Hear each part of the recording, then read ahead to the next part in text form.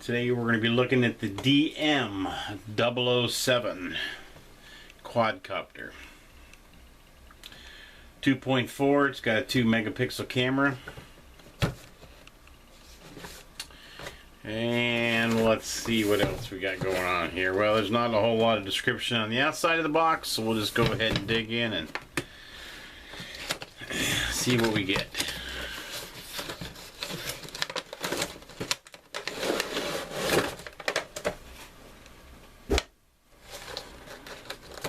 Looks like it's packaged pretty good. Go ahead and lift that first cover. And we'll have to pull out the quad. Here's the quad itself. Camera. Looks like it's got the same kind of camera that the Cyma X5C has. Hopefully it does a little bit better job than the Cyma X5C, and it looks like it comes with a well, let's take a peek. Comes with a micro SD card. Let's see how big. I'm sure it's probably about a 4. I can't get my fat fingers in there, so we'll see if we just can't get her out this way. And it is. It's a 4 gigabyte card.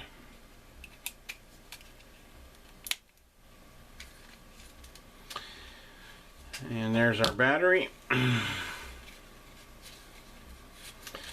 pull that out. Boy, oh boy, I'm just having a heck of a time today. Oh, there's our battery. Looks like it comes with 7.4 400 milliamp battery. Here's our controller.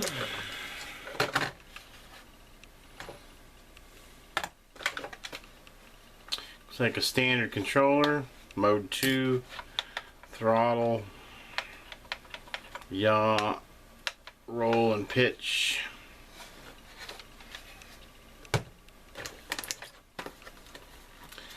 Let's see what we got in the box. We have our controller, our charger, and it's got a Euro plug, and I see they threw in another one which should have been an American plug. But as you can see, they messed up. I'll have to see if I can round up another American plug for that one. And we've got 4 extra blades.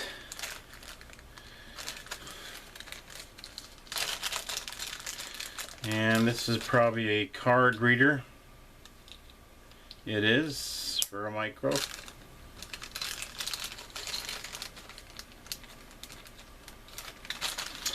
So what I didn't see though was some instructions. Let's see if they're in the box.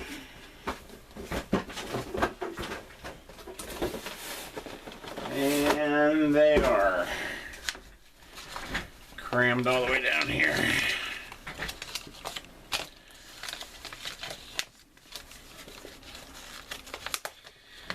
Well, first looks. It looks kind of sleek. It looks like it's going to have blue LEDs.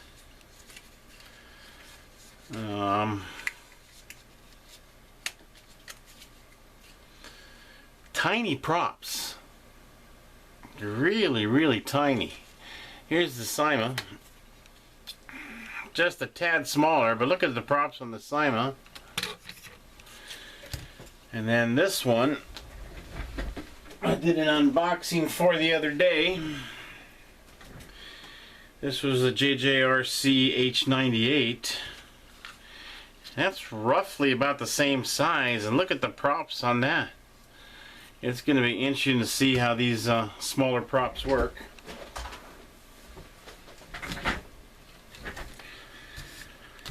Let's take a quick peek at the instructions. Looks like our high and low switches here.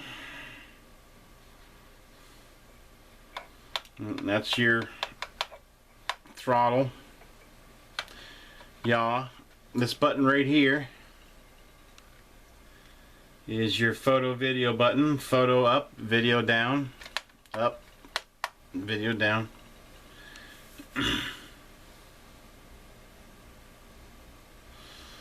And then this is your fine tuning for the yaw. Obviously your power button. Forward and back trim. This is your side to side trim here. This is your 3D or your flip button. So it's a pretty standard controller to most of them out there.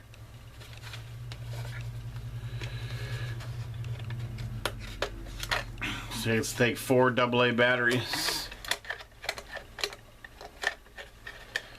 So nothing too spectacular. Well, there it is. I'll go ahead and read the instructions. We'll get some batteries in it and get it in the air. Action. Whoa. Okay, this is the DM007 Quadcopter. Bring it in close, you can get a view of it. It's got a 2 megapixel camera on it. We'll go ahead and give it a flight and see how it does.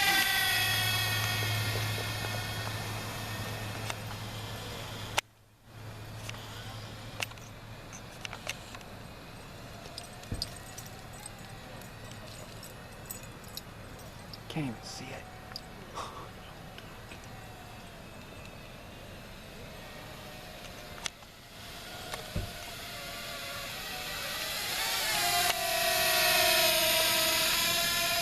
Try a flip and see how the flip does. Try the opposite way. Try a backwards flip. All seems to work really good.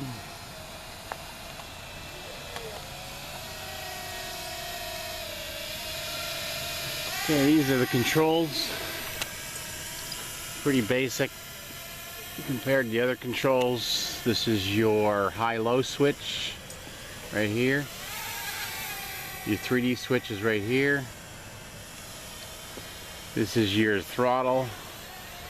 And we'll see how the yaw works here. Get it to hover a little bit, we'll do a yaw.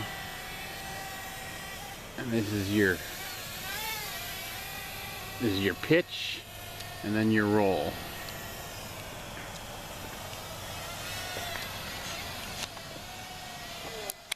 Pretty stable little flyer. Nothing fancy about it though.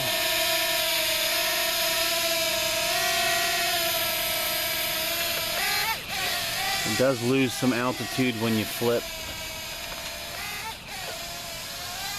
Yeah, you have to be on the throttle when you do your flips. Go ahead and try it on high rates here.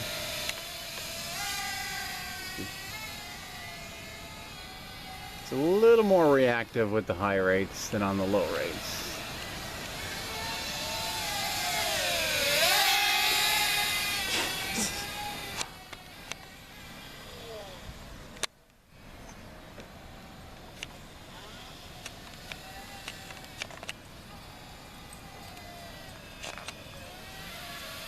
Go ahead and we'll see how the range goes.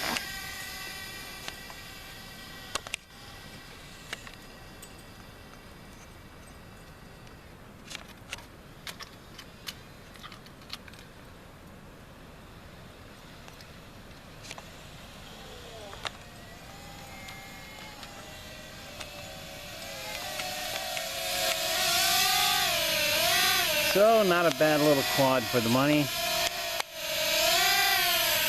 Seems to be relatively stable.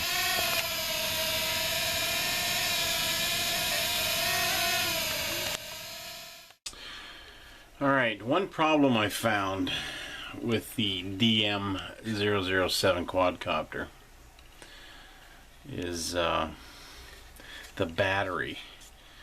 You know, I did a quick test flight in the house, and the battery fits in really. Let's even take a peek in there. There's really no space for this battery, as you can see. I mean, it is a really tight fit. There's no room to get those wires stuffed down in there once you get the battery in. But I managed to cram them in there for the first flight I did in the house, and when I turned everything off and opened the battery tray door, the battery was extremely warm. You know, I had to kind of pry the wires out after I crammed them in there, and I'm assuming that because they were so bound up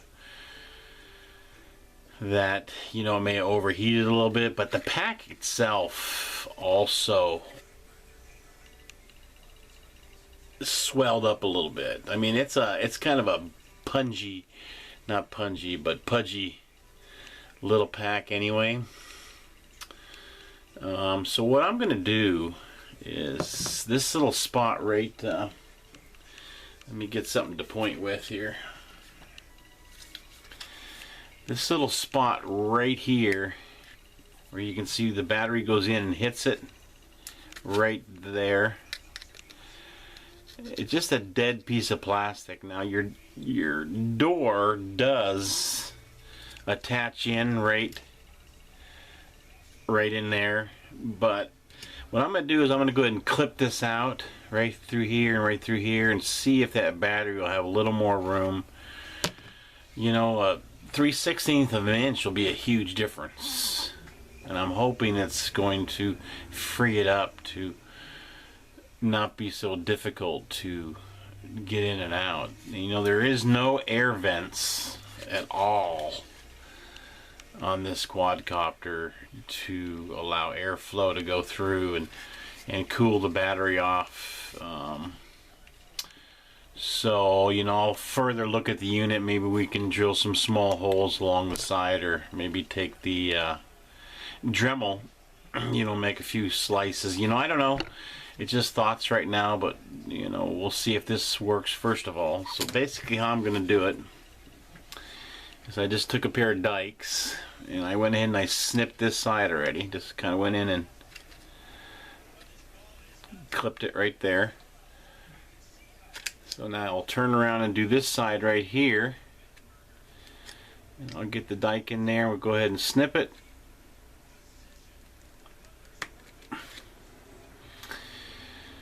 And I'll see if I can't just wiggle this now to break it off.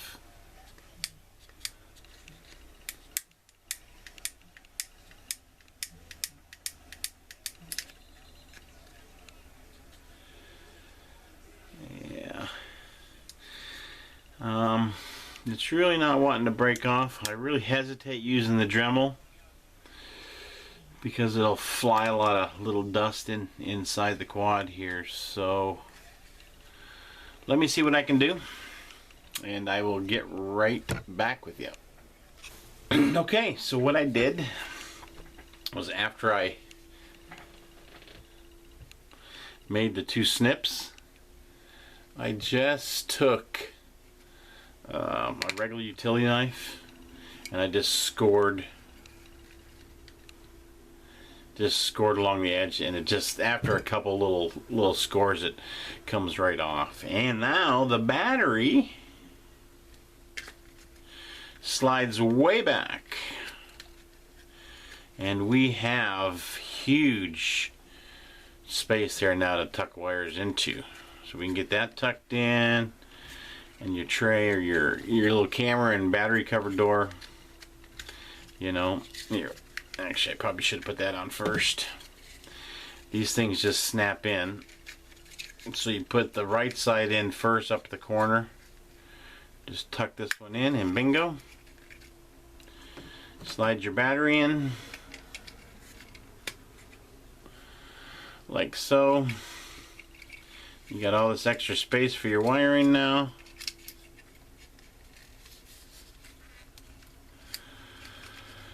And we'll go ahead and get that tucked in.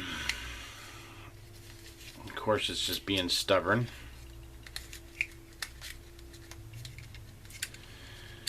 And oh gosh. There we go. And the camera now just pops in, and there you go. Plenty of room. And I will work on, I don't know, trying to figure out some way to vent this a little bit. And try to get some airflow through there. But we'll give it another test run. See if the battery gets as hot now that, you know, there's a little more room and the wires aren't so bound up.